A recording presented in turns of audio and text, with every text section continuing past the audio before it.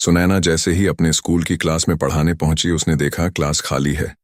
गांव का छोटा सा स्कूल था, लेकिन आज क्या हुआ, बच्चे कहाँ गए? सुनैना बाहर आई। वह गेट के पास गई। आसपास भी कोई बच्चा नहीं था। वह पीछे मैदान में गई, वहां भी कोई बच्चा नहीं था। आखिर सब बच्चे कहाँ गए? यही सोचती हुई वह वापस जाने लगी। अभी स्कूल के गेट से बाहर निकली ही थी कि रामप्रसाद उस स्कूल का चपरासी मिल गया। वह उसे देखते ही चौंक गया। अरे मैडम, आप? सुनैना ने कहा। पहले यह बताओ कि सारे बच्चे कहाँ हैं और तुम स्कूल को खुला छोड़कर कहाँ घूम रहे हो? रामप्रसाद घबरा गया। वह बोला, मैडम, आपकी तबीयत बहुत खराब थी, इसलिए मैं तो आपको देखने अस्पताल गया था। सुनैना को अब और ज्यादा गुस्सा आ गया। वह बोली, किसने कहा तुमसे कि मेरी तबीयत खराब है? मैं यहां बच्चों का इंतजार कर रही हूं। रामप्रसाद बोला, मैडम, वो वरुण ने कहा था। जब बच्चों ने सुना तो वे सब अपने अपने घर चले गए।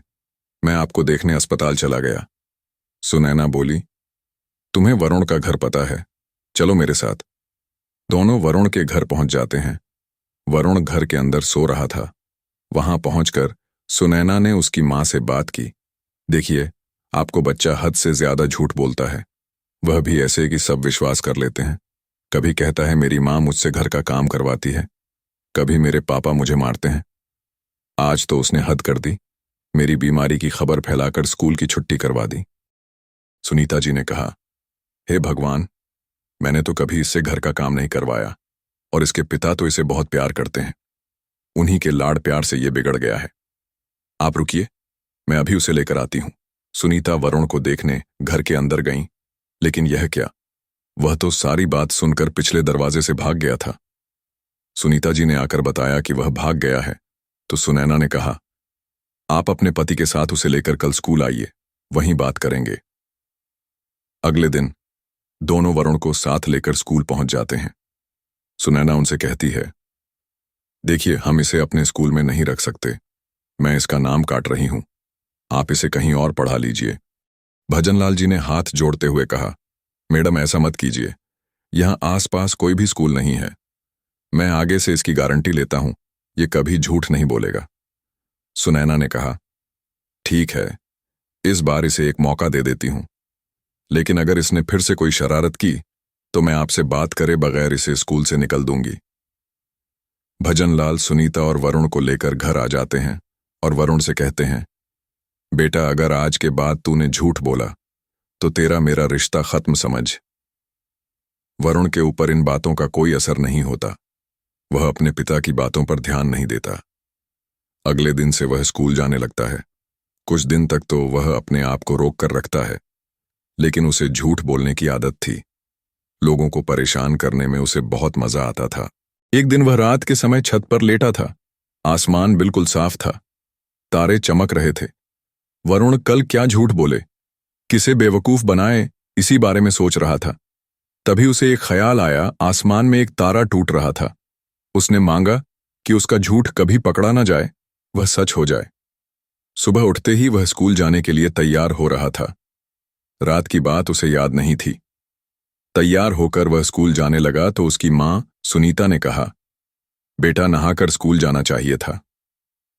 यह सुनकर वरुण बोला, मां, तुम्हें पता नहीं, आज सुबह तुम्हारे उठने से पहले मैं कुएं पर गया था, लेकिन वहां कुआं सूख गया है, उसमें पानी नहीं है। सुनीता परेशान हो गई। हे भगवान, वह तो गांव में अकेला कुआं है, गांव वाले तो प्यासे मर जाएंगे। वरुण अपनी हंसी छुपाता हुआ स्कूल की ओर चल दिया। रास्ते में उसने देखा कुएं के पास भीड़ लगी थी। वरुण ने उधर नहीं देखा और सीधा स्कूल पहुंच गया। कुछ देर पढ़ाई करने के बाद वरुण को प्यास लगी। वह स्कूल में रखे 4 मटकों में से पानी पीने गया, लेकिन वे खाली थे। वरुण बोला, रामप्रसाद जी, ये मटके खाली क्यों हैं? मुझे प्यास लग रही है। तब रामप्रसाद ने कहा, पता नहीं किसकी नजर लग गई, गांव को गांव का कुआं सूख गया है। यह सुनकर वरुण के हाथ पैर फूल गए। वह दौड़कर कुएं पर पहुंचा। कुआं सूखा पड़ा था। गांव के लोग उसके आसपास खड़े थे। वरुण को भी प्यास लग रही थी। तभी उसे याद आया कि उसने टूटते तारे को देखकर झूठ को सच बनाने की बात कही थी। वो सच हो गई। वरुण रोता हुआ घर पहुंचा। उसने अपनी मां सुनीता को सारी बात बताई। सुनीता ने यह सुनकर कहा, मूर्ख, तूने अपने साथ साथ पूरे गांव के लिए संकट खड़ा कर दिया। अब गांव के लोग, उनके बच्चे सब प्यासे मर जाएंगे।